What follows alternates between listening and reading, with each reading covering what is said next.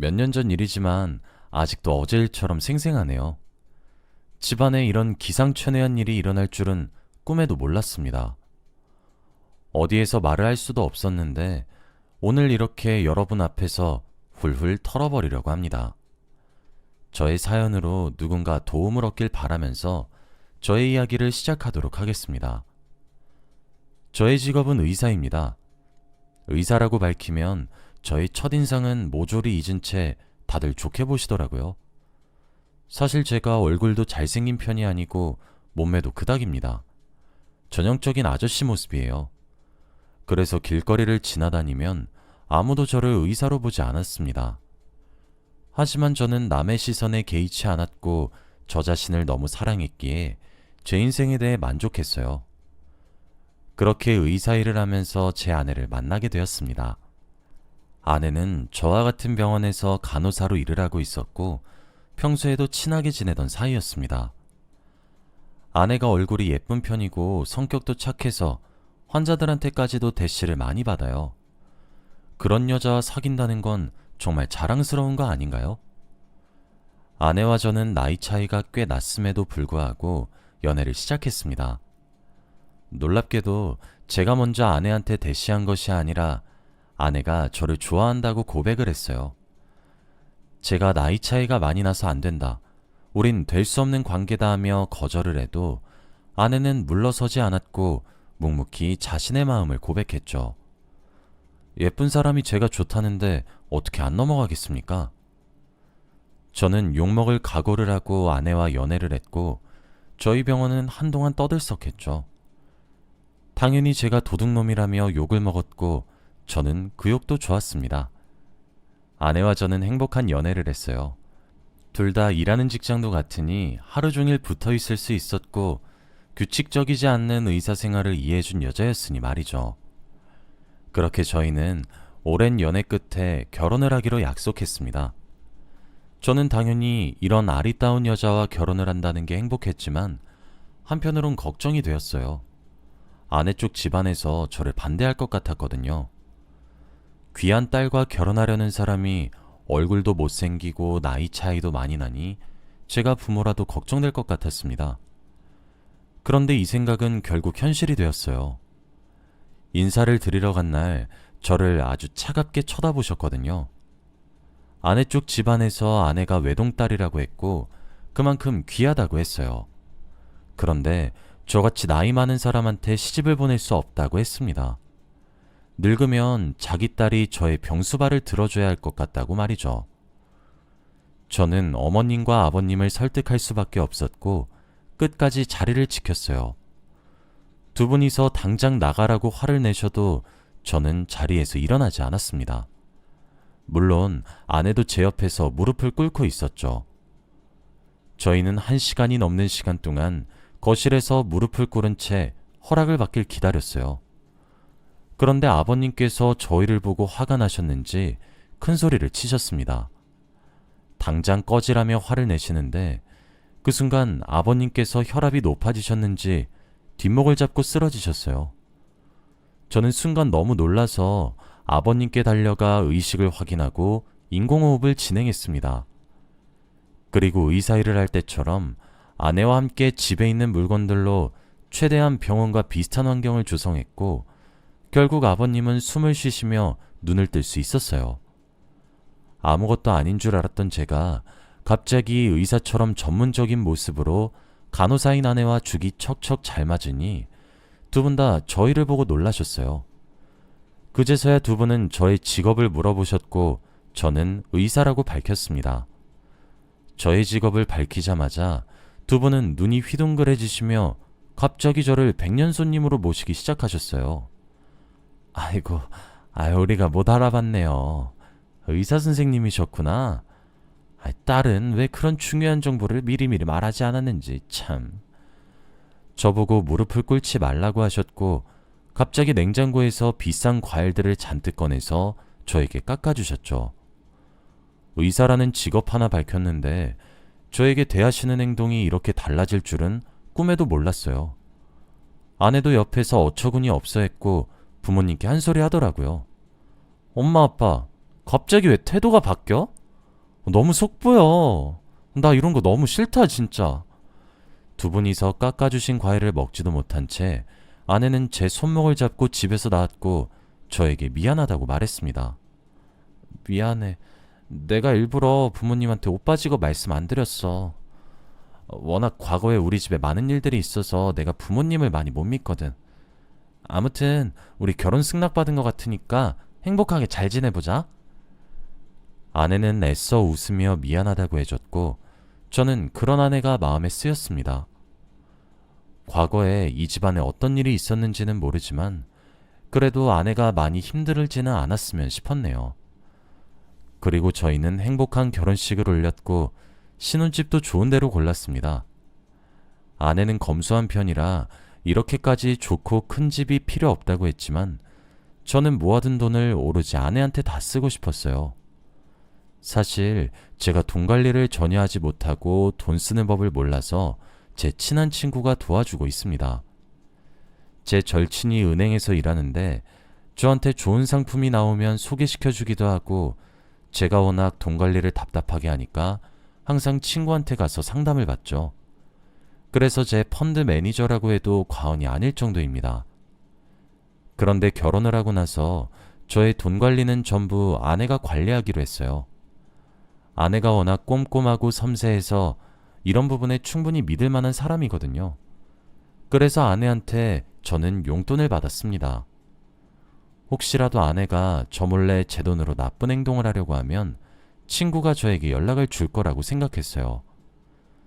저와 아내가 행복한 신혼생활을 하던 중 저희에게 행복한 소식이 찾아왔어요. 바로 아내가 임신을 하게 되었습니다. 결혼한 지 2달 만에 한 임신이라 조금 빠르기도 했지만 그래도 저희 둘은 너무 좋았어요.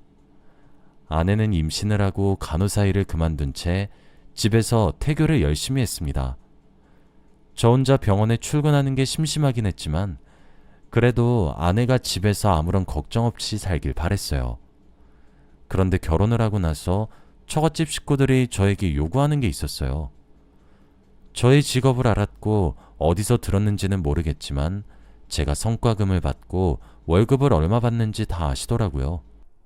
그러면서 매달 용돈을 500만 원씩 요구하셨고 이거 사달라 저거 사달라도 자주 많이 하셨습니다. 처음에는 장인 장모님이니까 좋은 마음으로 해드렸는데 시간이 지날수록 액수가 커지고 뻔뻔해지셔서 많이 망설여졌어요. 그리고 아내에게는 절대 말하지 말라고 하셔서 저 혼자 진행하다 보니 아내한테 미안하기도 했고요. 아내 몰래 장인 장모님께 차도 사드린 적이 있었고 명품 가방들도 사준 적이 있었습니다. 아내가 준 용돈들을 아끼고 보너스 받은 걸 아내에게 말하지 않으며 말이죠. 이렇게 저는 살아가고 있었고 아내에게 항상 죄짓는 마음으로 지냈어요.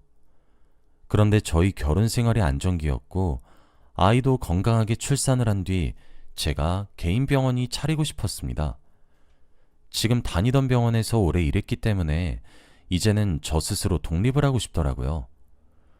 동네에 작은 병원을 지어 환자들과 소통하면서 지내고 싶었습니다. 그렇다 보니 제가 대출을 해야 했었죠. 늘 그렇듯 저는 은행원인 제 절친에게 가서 개인 병원을 차리고 싶은데 지금 통장에 잔고가 얼마나 있는지 물었습니다. 그런데 친구가 갑자기 황당하다는 표정으로 저를 쳐다봤어요. 야, 너 왜 그래? 얼마 전에 네 와이프가 와서 돈 싹 다 빼갔잖아. 네가 부탁했다고 하길래 늘 그렇듯 아무 의심 없이 현금으로 다 내줬지. 너 설마 못 들었어? 친구의 말을 듣고 말이 나오지 않았습니다. 제 아내가 제 통장에 있는 돈을 모조리 빼내갔다뇨? 말이 되지 않았고 저는 어찌해야 할지 도저히 감이 잡히지 않았습니다. 그런데 충격적인 내용은 여기서 끝이 아니었어요. 친구는 망설이다가 갑자기 저에게 자신의 휴대폰을 보여주었습니다. 내가 사실 너한테 말을 해야 하나 말아야 하나 고민했거든? 근데 친구로서 이건 네가 알아야 할 것 같아서 말해준다. 내가 얼마 전에 와이프랑 술집에 갔는데 네 와이프 다른 남자랑 술 먹고 있던데? 친구가 보여준 사진은 정말 충격적이었어요. 아내가 다른 남자와 다정하게 술을 마시고 있었거든요.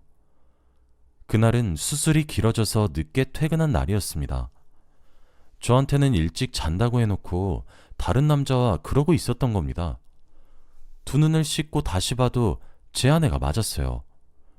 하늘이 무너지는 듯한 기분이었고 제가 사랑하고 믿는 사람이 저를 배신했다는 생각에 너무 슬펐습니다.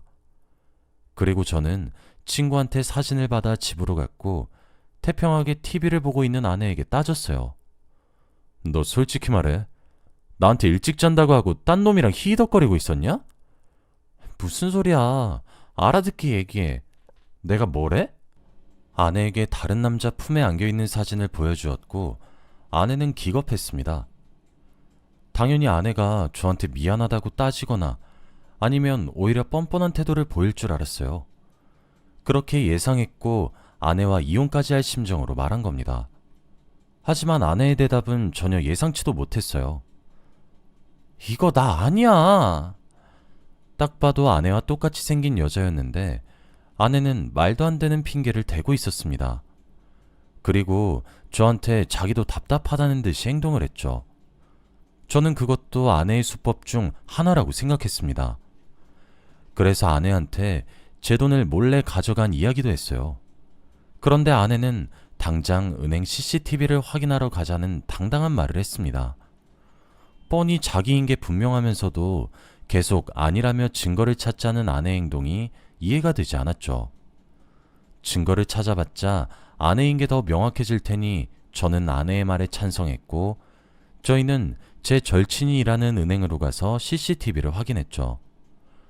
친구가 말한 날짜와 시간에 맞춰 CCTV를 보는데 한 여자가 등장했습니다. 누가 봐도 아내였어요. 그런데 걸음걸이가 이상했습니다. 절뚝절뚝거리며 은행으로 들어왔고 자연스럽게 제 친구와 대화를 나누더라고요. 제 친구는 당연히 제 아내니까 의심 없이 현금을 주었고 아내는 은행을 빠져나왔죠. 저와 친구는 CCTV를 다 보고 아내를 보았습니다. 그런데 아내의 표정은 어두웠고 잠시 뒤 충격적인 말을 했어요. 저 미친 계집애. 출소했나 보네. 항상 착하고 바른 말만 쓰던 아내가 갑자기 욕을 하니까 저는 무척 놀랐습니다. 그리고 출소라뇨? 저는 무슨 말인지 하나도 못 알아들었고 도저히 이해할 수 없었습니다. 아내는 지금 당장 친정으로 가자고 했고 저는 아내의 말을 따를 수밖에 없었죠. 아내는 친정으로 가는 동안 화가 잔뜩 나서 말을 한마디도 하지 않았습니다. 이 상황에서는 제가 화나야 하는 거 아닌가요? 왠지 모르게 저는 아내한테 한마디도 할 수 없었고 아내의 기분에 맞춰 저도 입을 다물고 친정으로 향했습니다.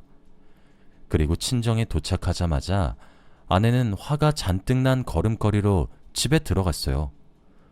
그런데 들어가자마자 장인 장모님의 손을 뿌리치고 이방저방 문을 열어보고 있었습니다. 그러다가 저도 한 번도 본 적이 없는 방에 들어갔고 그곳에는 한 여자가 있었죠. 그 여자의 얼굴을 본 순간 저는 기절할 뻔했습니다. 왜냐하면 아내의 얼굴과 똑같았거든요. 미묘하게 다르긴 했지만 거의 판박이었어요. 저는 이게 대체 무슨 상황인지 도저히 납득이 되지 않았고 제가 꿈을 꾸고 있는 건가 싶었죠. 그런데 아내와 그 여자의 대화는 더 이해가 되지 않았습니다. 너 미쳤냐? 여기가 어디라고 기어들어와? 너 양심도 없지? 어디서 내 행세를 하고 다녀? 그런데 그 여자는 다리를 절뚝거리며 의자에서 일어났고 아내에게 대답했죠. 내가 우리 집에 온다는데 네가 무슨 상관이야? 그리고 저 사람이 네 남편이니? 언니한테 소개는 시켜줘야지. 외동인 줄 알았던 아내에게 언니라뇨. 그것도 아주 똑같이 생긴 언니였습니다. 옆에서 장인 장모님은 어쩔 줄 몰라 하셨고 그 여자는 저에게 절뚝거리며 다가왔습니다. 그러면서 악수를 청하는 손을 내밀더라고요. 그쪽이 보내주신 돈으로 잘 지냈어요. 그런데 어쩌죠? 제가 남은 돈들도 다 홀라당 먹어치워버렸네요. 그 순간 저는 멍하니 그 손만 바라봤습니다. 아내는 저에게 그동안 돈을 보냈냐며 뭐라 했고 저는 장인 장모님을 쳐다보았죠. 두 분은 어쩔 줄 몰라 하시다가 결국 모든 걸 실토하시고 말았어요. 저한테 매달 500만 원과 명품 가방, 그리고 자동차 등을 받아가신 게 모두 장인 장모님이 아니라 바로 아내의 친언니 거였어요. 제가 이때까지 준 것들로 즐기고 다녔고 돈이 부족해서 저인 척 행세를 하며 제 통장 잔고를 비워간 것입니다. 그리고 저는 그날 이 가족의 비밀을 하나 알게 되었어요. 결혼 전 아내가 저에게 잠깐 말해주었던 그 사건 말이죠. 아내와 똑같이 생긴 사람은 바로 아내의 쌍둥이 언니라고 합니다. 그런데 두 사람은 어릴 때부터 워낙 성향이 달랐다고 해요. 언니는 늘 사고만 치고 다니는 사고뭉치였고, 동생인 제 아내는 학교를 착실히 다니는 사람이었죠. 그런데 성인이 되고 아내가 간호사 준비를 하고 있을 때 아내의 부모님들이 아내만 뒷바라지를 해줬나 봐요. 매일 술 먹고 클럽이나 다니는 아내의 언니에게는 무관심했고, 아내가 간호사 시험에 합격할 수 있게 집안이 아예 아내의 시험에 맞춰서 움직였다고 합니다. 첫째를 등지시는 부모님에게 세민한 아내의 언니는 결국 사고를 치고 말았어요. 바로 아내의 시험 전날 아내에게 물 한 잔을 건넸다고 합니다. 아내는 당연히 언니가 주는 물이니 의심 없이 벌컥벌컥 마셨다고 해요. 그런데 다음날 아침 눈을 뜨니 오후 3시였다고 합니다. 시험을 치지 못한 것이죠. 집에는 아무도 없었고 아내 혼자 덩그러니 있었다고 해요. 그런데 알고 보니 아내 언니가 시험 전날 준 물에다가 잠이 오는 약을 녹였고 아내가 깊은 잠에 빠지게 해서 시험을 못 치게 할 속셈이었던 거죠. 집에 돌아온 언니는 아내를 보며 비웃었다고 해요. 네가 무슨 간호사야. 내가 취직하기 전까지 넌 아무것도 하지 마. 내가 결혼하기 전까지 결혼하지 말고 내가 애 낳기 전까지 애 낳지도 마. 이렇게 아내를 조롱했고 아내와 옥신각신하다가 결국 아내가 언니를 밀었는데 넘어지면서 결국 언니의 다리가 다쳤다고 해요. 아내도 생각보다 언니가 심하게 넘어져서 스스로 놀라했고 결국 병원에 가서 수술을 받았지만 평생 다리를 절뚝거리면서 살아야 되게 되었죠. 언니는 사진에 다리를 이렇게 만든 제 아내가 더 미워졌고 자매의 사이는 끝없이 나빠졌다고 합니다. 언니는 퇴원 후 정신을 차리지 못하고 사고를 치고 다녀서 결국 감옥까지 가게 되었고 가족들은 그 이후로 언니와 인연을 끊었대요. 그래서 저한테 외동딸이라고 소개했던 겁니다. 그런데 아내 몰래 부모님께서 언니한테 이렇게 헌신적으로 도와주고 있었는 줄은 꿈에도 몰랐다고 하네요. 아내는 화가 주체되지 않았는지 갑자기 언니의 멱살을 잡았고 그때 저는 아내 언니가 옆에 있던 리모컨을 몰래 잡는 걸 보았습니다. 그 순간 아내의 언니는 리모컨을 든 손을 높이 올렸고 저는 아내를 구해야 한다는 생각에 제가 끼어들었네요. 그리고 그 뒤는 전혀 기억이 나지 않습니다. 얼마나 지났는지 눈을 떠보니 하얀 천장의 병실이었거든요. 제 옆에는 아내가 있었고 제가 일어났다는 걸 알고 눈물을 엄청 흘렸죠. 아내는 그동안 못 먹었는지 많이 말라 있었고 수척해 보였습니다. 저는 일어나자마자 어떻게 됐냐고 물었어요. 제가 쓰러지고 아내가 저를 붙잡고 오열하며 119를 부른다고 정신이 없을 때 아내 언니가 달아났대요. 지금 경찰이 찾고 있다고 했죠. 다행히도 저는 가벼운 뇌진탕이었고 입원한 지도 얼마 안 되었습니다. 아내는 이런 일을 겪게 해서 정말 미안하다며 저에게 사과를 했죠. 그때 장인 장모님께서 들어오셨습니다. 제가 일어났다는 걸 아셨는지 두 분께서 쭈뼛쭈뼛 걸어 들어오셨고 아내는 두 분을 보고 소리쳤죠. 여기가 어디라고 들어와? 당장 안 나가? 어떻게 언니한테 그럴 수 있어? 장인 장모님께서는 미안하다며 언니가 불쌍한 척을 하며 구걸을 하길래 믿었다고 합니다. 저에게 다시는 찾아가지 않는 조건으로 장인 장모님을 찾아간 것이죠. 저는 옆에서 아내를 진정시켰고 장인 장모님을 용서했습니다. 배 아파 낳은 똑같은 자식인데 당연히 흔들릴 수밖에 없으셨겠죠. 그리고 며칠 뒤 저는 퇴원을 했어요. 퇴원을 하고 얼마 지나지 않아 경찰서에서 연락이 왔습니다. 바로 아내의 언니를 찾았다고 말이죠. 그 연락을 받자마자 저와 아내는 급하게 경찰서로 갔고 조사를 받고 있는 아내의 언니를 보았습니다. 아내는 화가 잔뜩 나서는 언니 얼굴을 똑똑히 보았고 냅다 뺨을 내리쳤어요. 이건 내 남편 돈 훔친 죄. 그러면서 한 번 더 뺨을 내리쳤습니다. 이건 부모님 배신한 죄. 그리고 마지막으로 한 번 더 뺨을 내리쳤어요. 이건 지금까지 우리 가족 억장 무너지게 한 죄. 아내와 아내의 언니는 둘 다 눈물을 흘리고 있었지만 둘 다 꾹 참고 있었어요. 아내의 언니는 얼굴이 새빨개진 채로 땅바닥만 바라보고 있었고 보복도 하지 않았죠. 그리고 아내는 마지막 말을 했습니다. 평생 감옥에서 썩어. 다신 우리 찾아오지 말고. 난 이제 언니 없다고 생각하고 살 거야. 아내는 이 말을 하고 경찰서를 나갔어요. 아내는 경찰서를 나가자마자 긴장이 풀렸는지 주저앉아 펑펑 울었습니다. 언니가 이렇게 배신을 할 줄 누가 알았겠나요? 당연히 감옥을 갔다 오면 정신 차릴 줄 알았겠죠. 그런데 사람은 바뀌지 않았습니다. 아내는 절대 합의를 해주지 않았고 최대한 징역을 세게 해달라고 부탁했어요. 아내의 언니도 아무런 말이 없으셨고 재판 결과를 수능하셨습니다. 그렇게 아내의 언니는 감옥으로 들어가게 되셨고 저희 집은 다시 평화가 찾아왔습니다. 비록 개인 병원은 열지 못했지만 그래도 저의 시도 덕분에 정말 많은 것을 알게 되었어요. 아마 제가 은행에 가지 않았다면 아직도 몰랐을 수도 있었겠네요. 지금 생각해봐도 어떻게 이런 일이 저희 집안에 일어났나 싶습니다. 아내는 아직도 저에게 미안하다며 죄책감을 안고 사는데 이제 그 죄책감 훌훌 털어버렸으면 좋겠어요. 아내의 언니가 혹시라도 저희를 다시 찾아온다면 그때는 저희도 법대로 할 생각입니다. 한동안 아내의 마음이 싱숭생숭한 것처럼 보였지만 이제는 많이 괜찮아졌어요. 몇 년이 지나서 그런지 이젠 다시 일상으로 돌아왔습니다. 여러분은 저 같은 일 겪지 않았으면 좋겠어요. 저의 이야기는 여기까지입니다. 들어주셔서 감사합니다.